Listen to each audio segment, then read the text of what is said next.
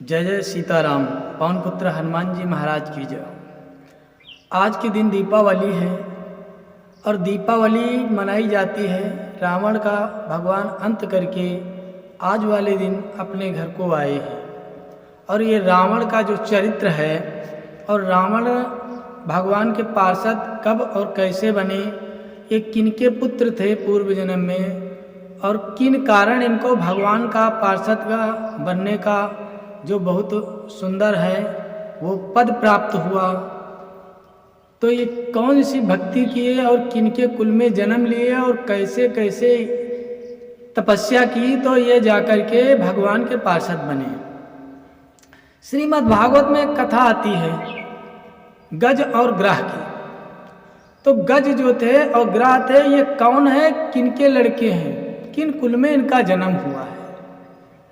तो आप चले आइए स्कंद पुराण के ब्रह्मांड खंड में, और 144 ऐसा पेज नंबर है, उसमें गज ग्रह की कथा मिलती है। तो भागवत में जो राजा मारुत्य का यज्ञ की कथा आती है, तो मारुत्य के यज्ञ में 2 ब्राह्मण के कुमार यज्ञ कराने के लिए और संपन्न करने के लिए वहाँ आए और वो यज्ञ को संपन्न कराया। और महाराज मारुत्य ने यज्ञ में इतना धन दिया कि उनके सारे पात्र तक सोने के थे। इतना धन दिया गरीबों को, दीन दुखियों को, कि कोई ले ही नहीं जा सका। और जो जय विजय नाम के 2 ब्राह्मण थे, ये भगवान कपिल के बड़े भाई हैं और कदम ऋषि के लड़के हैं और देवहूति मैया के पुत्र हैं। उनके गर्भ से इनकी उत्पत्ति हुई है। कपिल भगवान के बड़े भाई हैं जय विजय। और ये जय विजय दोनों यज्ञ संपन्न कराकर जब आए तो इनको इतना धन मिला, जय को ज़्यादा मिला और विजय को कम मिला। तो विजय ने जय से कहा कि भ्राता श्री, हमको जो है धन कम मिला है, इस धन को दोनों मिला करके आधा आधा बांट लेना चाहिए। तो जय ने कहा विजय से कि देखो हम नहीं देंगे। और विजय ने ज़्यादा इच्छा जागृत की, लेकिन जय ने नहीं दिया। कहा जो तुमको मिला वो तुम रखो और जो हमको मिला वो हम रखें। तो विजय ने जय को श्राप दिया कि जाओ, जिस प्रकार तुम गज के तना अपना धन अपने पास रखना चाहते हो, जाओ गज योनि में को प्राप्त हो जाओ। तो विजय के श्राप से ये गजराज हो गए। और जब जय ने विजय को श्राप दिया और कहा कि जाओ तुम घर गृहस्थी के लिए इस धन को मांग रहे हो, इसलिए ग्रह हो जाओ, तो वो जाकर के ग्रह हो गए। और दोनों त्रिकुट पर्वत पर, वही त्रिकुट जिस त्रिकुट पर्वत पर लंका बसी है, उसी पर्वत पर एक गजराज हो गए और एक ग्रह हो गए। मंदाकिनी के नदी में कमल खिले हुए थे, उसी में वो रह रहे थे। लेकिन जब देखा गज ने कि ग्रह और गज दोनों जब वही निवास कर रहे थे, और ग्रह ने देखा कि गजराज हमारे जो है सरोवर में आकर के पानी जल पी रहे हैं, तो पुराना बैर याद करके उसने अपने बड़े भाई गज का पैर पकड़ लिया। तो जो पूर्व जन्म की भक्ति थी, उस भक्ति को याद करके जो गज हैं वो भगवान की स्तुति करते हैं। और भगवान आते हैं नारायण और इन दोनों को निकालते हैं पानी से बाहर और चक्र से ग्रह का मूड फाड़ देते हैं और दोनों को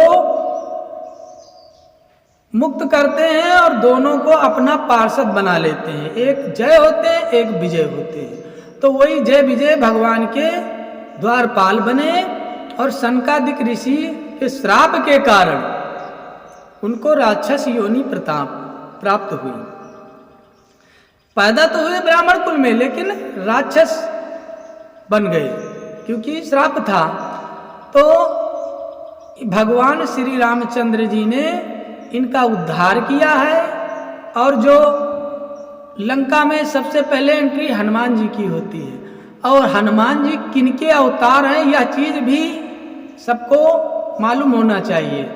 हनुमान जी को 11वें रुद्र बताया जाता है।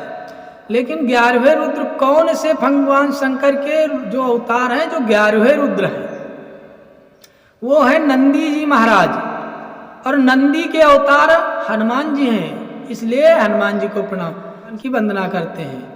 नंदी स्वयं केसरी नंदन, तेज प्रताप महाजगबंदन।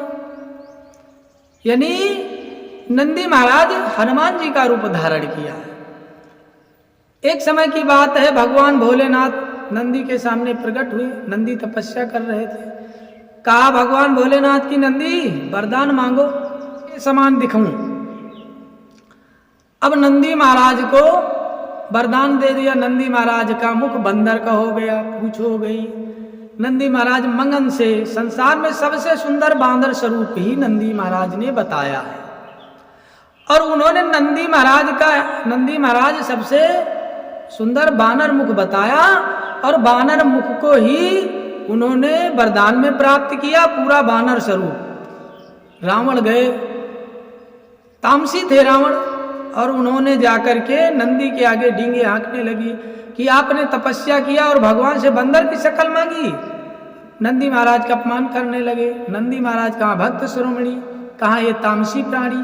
नंदी महाराज ने कहा, जाइए रावण, मैं तुम्हें श्राप देता हूं कि कभी कोई पुरुष मुझको आगे कर कर और लंका में चढ़ाई करेगा तो तुम्हारे कुल समित सर्वनाश हो जाएगा। तो यह बात नंदी महाराज देवताओं को बताते हैं, और देवता लोग जब उनसे विनती करते हैं तब जाकर के नंदी महाराज जाकर हनुमान जी के स्वरूप अवतारित हुए। और हनुमान जी ही सबसे पहले लंका गए।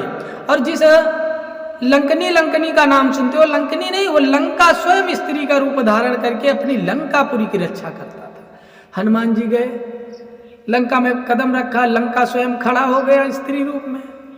हनुमान जी से पूछा, सच सच बताओ, अन्यथा हम तुमको अभी प्राण दंड देंगे। जब तक तुम्हारे शरीर में प्राण है तब तक सत्य सत्य बताओ। हनुमान जी ने कहा, देखो मुझे कोई लेना देना नहीं, मैं सुख पूर्वक देख करके लंका चला जाऊंगा, तुम्हारा कुछ भी नहीं छूंगा तुम्हारी लंका, केवल मैं घूमने आया हूं और देखने आया हूं। लंका ने क्रोधित करके एक थप्पड़ हनुमान जी के मारा। हनुमान जी का, अच्छा भाई।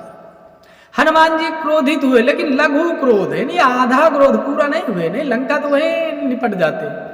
हनुमान जी ने एक मुष्टिका मारी, लंका गिरे, पूरा अंग अंग ढीला हो गया। हाथ जोड़ खड़े हुए, हनुमान जी महाराज हमारे प्राणों की रक्षा करो। ब्रह्मा जी ने बता दिया था कि जब कभी इस पुरी में कोई बंदर आकर आपको मारे तो समझ लेना रावण के कुल का समित सर्वनाश होने वाला है।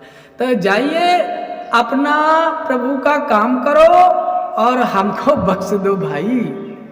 हनुमान जी ने कहा, ठीक है। हनुमान जी उलर करके गए तो देखते हैं कि लंका में सब अटरिया हैं, कोई मंदिर नहीं, सब अटरिया हैं, और हर अटरिया पर सफेद रंग का ध्वज लगा है।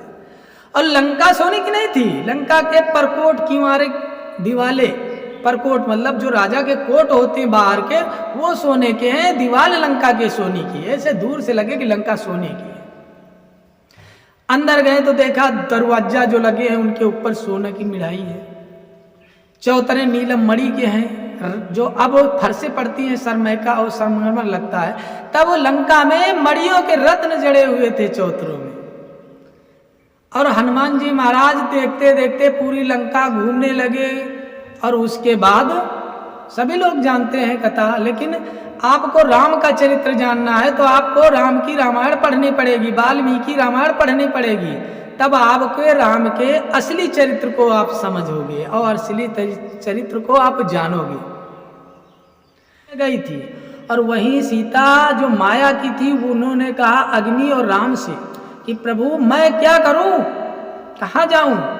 तो राम ने कहा, जाइए देवी, आप कुरुक्षेत्र जंगल में तपस्या करो, और जब राजा द्रुपद यज्ञ करेंगे तो उनके यज्ञ से प्रकट होना आपका नाम द्रौपदी पड़ेगा। क्योंकि अब तो असुरों का अंत हुआ, लेकिन 28वें द्वापर में मैं फिर आऊंगा धरातल पर, और फिर आपकी ही आवश्यकता पड़ेगी। तो सीता दोबारा अग्नि में नहीं गई हैं, सीता जो माया वाली थी वही द्रौपदी बनी।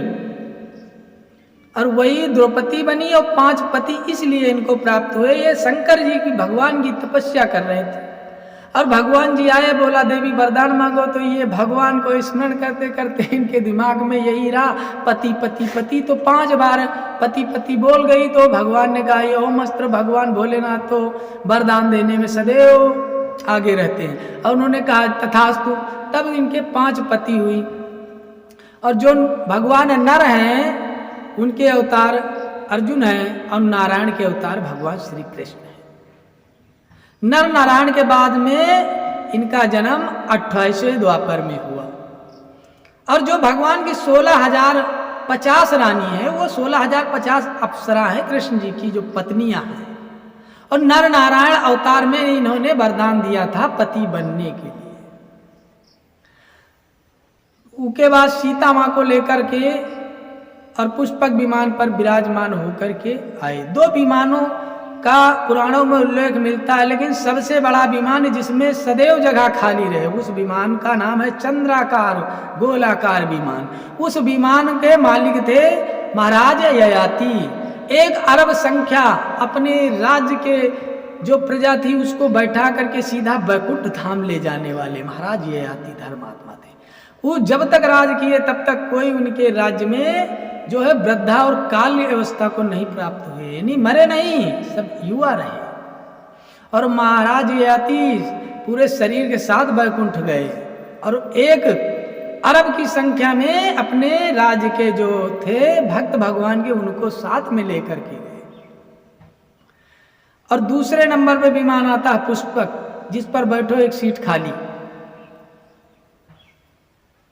जय जय सिया राम।